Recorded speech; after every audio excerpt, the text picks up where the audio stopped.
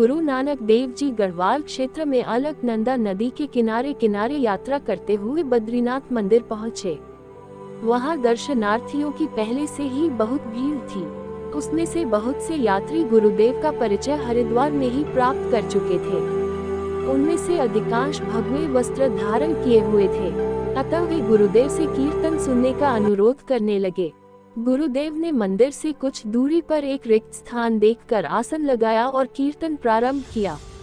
मिट रसु खाए सु रोगी भरीजय कन मूली सुखुनाही, नामु विसारी चलही अन मार्गी अंतकाली पछुताही, तीर्थी भर में रोगु न छुटसी पड़िया बिबादु भैया, दुविधा रोगु सु अधिक वडेरा माया का मोहताजु भैया, गुरमुखी साचा सबदी सलाह मनी साचा तिसु, नानक हरिजन नदिनु निर्मल जिन कऊ कर्मी नीसानु पया।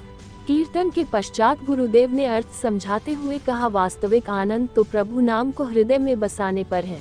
जो लोग प्रभु को हृदय में न बसाकर तीर्थों में भटकते हैं या कर मूल खाकर माया को त्याग देने का ढोंग रचते हैं और अपने आप को इन्हीं कार्यों के लिए धन्य मान लेते हैं, वे दुविधा के कारण लोक परलोक दोनों को ही खो देते हैं। कीर्तन तथा प्रवचन सुनने के पश्चात कुछ श्रद्धालुओं ने अपने कड़वे अनुभव बताए जो कि मंदिर में पुजारियों के संपर्क में आए थे। उन्होंने बताया कि सभी श्रद्धालु यथाशक्ति भेंट लेकर उपस्थित हो रहे थे, परंतु पुजारीगण उनकी भेंट का मूल्यांकन करके भक्तजनों का वर्गीकरण कर रहे थे। जिन भक्तजनों की भेंट बहुमूल्य रत्न थे अथवा बड़ी राशि थी, उनको आदर सम्मान से प्राथमिकता के आधार से प्रथम पंक्ति में बिठाया जा रहा था। इसके विपरीत जन साधारण को जिनके पास फल फूल इत्यादि थे, उनको द्वितीय श्रेणी में खड़ा करके प्रतीक्षा के लिए आग्रह किया जा रहा था।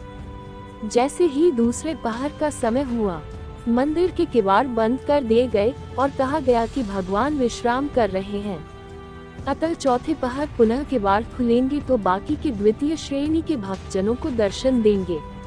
ये सब कुछ सुनकर गुरुदेव ने कहा, भगवान न माया का भूखा है, न कभी सोता अथवा विश्राम करता है, वो तो भक्तजनों के प्रेम का भूखा है। ये कहकर नानक जी चल दिए और वहाँ के श्रद्धालु पंडित की कही बातें छोड़कर नानक के दिए तर्क को अमल करके नानक के आगे शीश झुकाकर नमन करने लगे।